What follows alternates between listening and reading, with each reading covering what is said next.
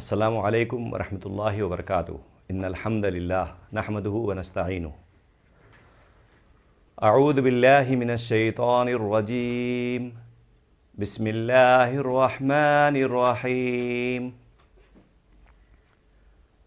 قل اعوذ برب الفلق من شر ما خلق ومن شر غاسق اذا وقب ومن شر النفاثات في العقد ومن شر حاسد اذا حسد۔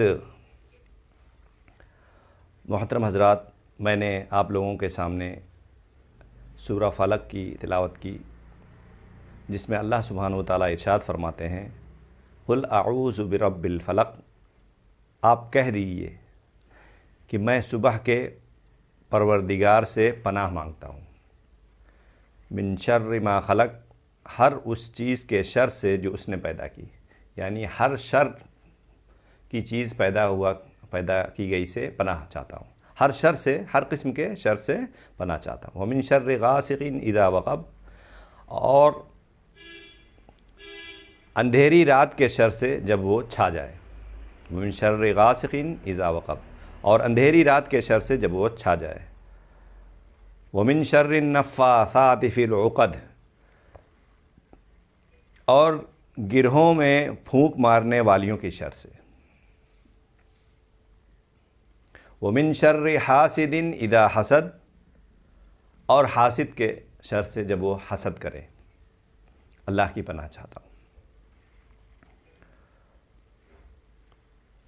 فلق کے معنی ہوتے ہیں پھٹنا اور الگ ہونا اور پھاڑنا بھی، جیسا کہ اللہ سبحانہ و تعالیٰ ارشاد فرماتے ہیں فالق الاصباح، صبح کو پھاڑنے اور ظلمت سے الگ کرنے والا۔ اور اس سے مراد اللہ تعالیٰ کی ذات ہے جو رات کی تاریکی سے صبح کی روشنی کو ظاہر کرتا ہے۔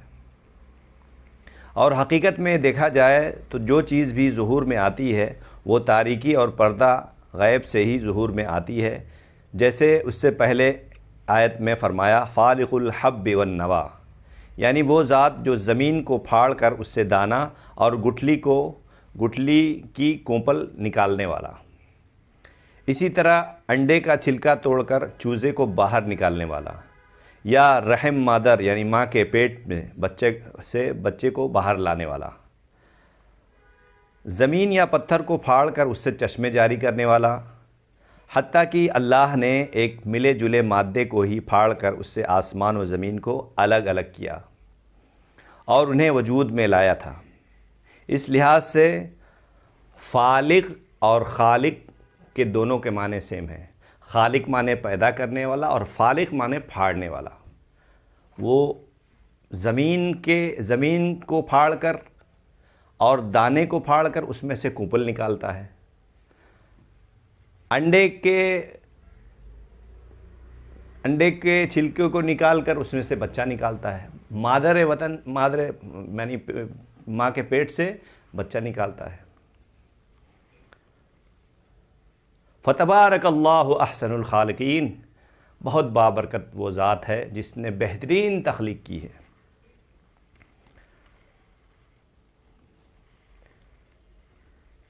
اللہ کے علاوہ کسی سے بھی پناہ مانگنا شرک ہے۔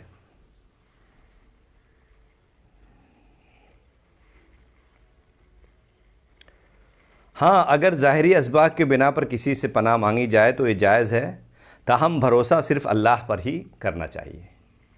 واضح رہے کہ سورہ فلق اور سورہ ناس دونوں میں مختلف اشیاء سے اللہ کی پناہ مانگنے کا ذکر ہے، اور دونوں کا مضمون باہم ملتا ہے، آپس میں ملتا جلتا ہے۔ لہذا دونوں صورتوں کو معوذتین کہا جاتا ہے، یعنی وہ صورتیں جنہیں پڑھ کر اپنے پروردگار سے پناہ مانگی جاتی ہے۔ اور رسول اللہ صلی اللہ علیہ وسلم ان دونوں صورتوں کو پڑھ کر پہلے اپنے ہاتھوں پر پھونکتے، پھر ہاتھوں کو جسم کے ہر حصے پر پھیرتے جہاں تک پہنچ سکتے تھے۔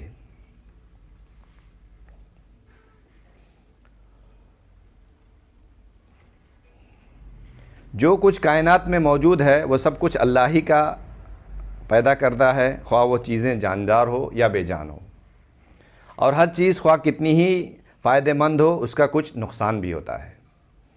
اس آیت میں ہر چیز کے برے یا نقصان دہ پہلو سے اللہ کی پناہ طلب کرنے کی ہدایت کی گئی ہے، خواہ وہ شر وجود میں آ چکا ہو یا اس سے کسی کے شر پیدا ہونے کا خطرہ ہو۔ سیدہ عائشہ رضی اللہ عنہا فرماتی ہیں کہ جب آپ صلی اللہ علیہ وسلم صلح حدیبیہ سے واپس لوٹے تو آپ پر جادو کیا گیا، جس کا اثر یہ ہوا کہ آپ صلی اللہ علیہ وسلم کو معلوم ہوتا کہ آپ صلی اللہ علیہ وسلم ایک کام کر رہے ہیں، حالانکہ وہ کر نہیں رہے ہوتے تھے۔ آخر آپ صلی اللہ علیہ وسلم نے ایک روز دعا کی کہ اے اللہ اس جادو کا اثر زائل کر دے۔ پھر فرمانے لگے، عائشہ رضی اللہ عنہا، تجھے معلوم ہوا کہ اللہ نے مجھے وہ تدبیر بتا دی جس سے مجھے اس تکلیف سے شفا ہو جائے۔ ہوا یہ کہ خواب میں 2 آدمی میرے پاس آئے، ایک میرے سرہانے بیٹھ گیا اور دوسرا میرے پیر کی طرف۔ ایک شخص نے دوسرے سے پوچھا، اس شخص کو کیا تکلیف ہے؟ دوسرے نے کہا، اس پر جادو کیا گیا ہے۔ پہلے نے پوچھا، کس نے جادو کیا ہے؟ دوسرے نے جواب دیا، لبید بن عاصم یہودی نے۔ پہلے نے پوچھا، کس چیز میں جادو کیا ہے؟ دوسرے نے جواب دیا، کنگھی اور آپ کے بالوں اور نر کھجور کے خوشے پوست میں۔ پہلے نے پوچھا، کہاں رکھا ہے؟ دوسرے نے جواب دیا، زروان کے کنویں میں۔ غرض آپ صلی اللہ علیہ وسلم اس کنویں پر تشریف لے گئے۔ جب وہاں سے پلٹے تو سیدہ عائشہ رضی اللہ عنہا سے فرمایا، اس کنویں کے درخت ایسے ڈراؤنے ہو گئے تھے جیسے ناگوں کے پھن۔ یہ جادو کا اثر، اللہ اکبر۔ اس کنویں کے درخت ایسے ڈراؤنے ہو گئے تھے جیسے ناگوں کے فن ہوں۔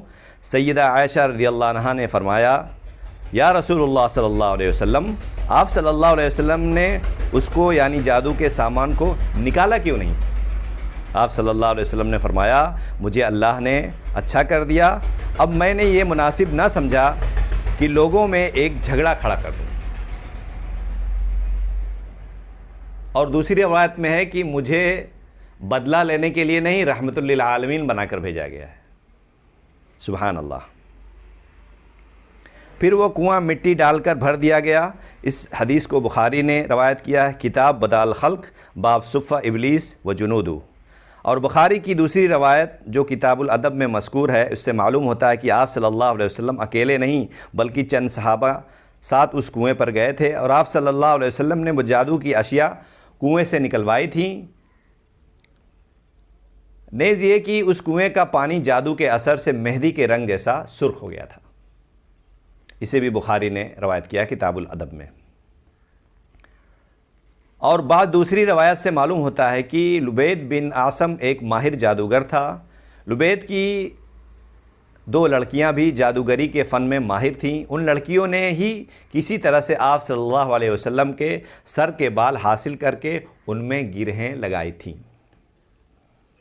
زروان کنویں سے جو اشیاء برآمد کی گئی ان میں کنگھی اور بالوں میں ایک تانت کے اندر 11 گرہیں پڑی ہوئی تھیں، اور ایک موم کا پتلا تھا جس میں سوئیاں چبھی ہوئی تھیں۔ جبریل علیہ السلام نے آ کر آپ بتایا کہ آپ صلی اللہ علیہ وسلم معوذتین پڑھیں۔ چنانچہ آپ صلی اللہ علیہ وسلم ایک آیت پڑھتے اور اس کے ساتھ ایک گرہ کھولی جاتی اور پتلے میں سے ایک سوئی نکالی جاتی رہی۔ خاتمہ تک پہنچتے ہی ساری گرہیں کھل گئیں، کیونکہ ان دونوں صورتوں کی 11 ہی آیت ہیں، اور ساری سوئیاں نکل گئیں اور آپ جادو کے اثر سے نکل کر آزاد ہو گئے، جیسے کوئی بندھا ہوا شخص کھل گیا ہو۔ لبید بن عاصم کو پوچھا گیا تو اس نے جرم کا اعتراف کر لیا، مگر آپ صلی اللہ علیہ وسلم نے اسے چھوڑ دیا، کیونکہ آپ صلی اللہ علیہ وسلم نے اپنی ذات کے لیے کبھی کسی سے انتقام نہیں لیا۔ ان احادیث پر پہلا اعتراض یہ کہ نبی پر جادو نہیں ہو سکتا، یعنی اگر کوئی کرے بھی تو اس کا اثر نہیں ہوتا۔ اس اعتراض کا جواب یہ ہے کہ نبی صلی اللہ علیہ وسلم پر جادو کا اثر ہونا قرآن سے ثابت ہے۔ فرعون کے جادوگروں نے جب 1000 لوگوں کے مجمع میں اپنی رسیاں اور لاٹھیاں پھینکیں اور وہ سانپ بن کر دوڑنے لگیں تو اس دہشت کا اثر موسیٰ علیہ السلام کے دل پر ہو گیا تھا، جیسے اللہ تعالیٰ کا ارشاد ہے، فَأَوْجَسَ فِي نَفْسِهِ خِيفَةً مُوسَىٰ قلنا لا تخف انک انت الاعلی، موسیٰ علیہ السلام اپنے دل میں ڈر گئے تھے، تو ہم نے بذریعہ وحی ان کے دل میں یہ بات ڈالی، ان سے کہا اے موسیٰ ڈرو نہیں، تم ہی غالب رہو گے۔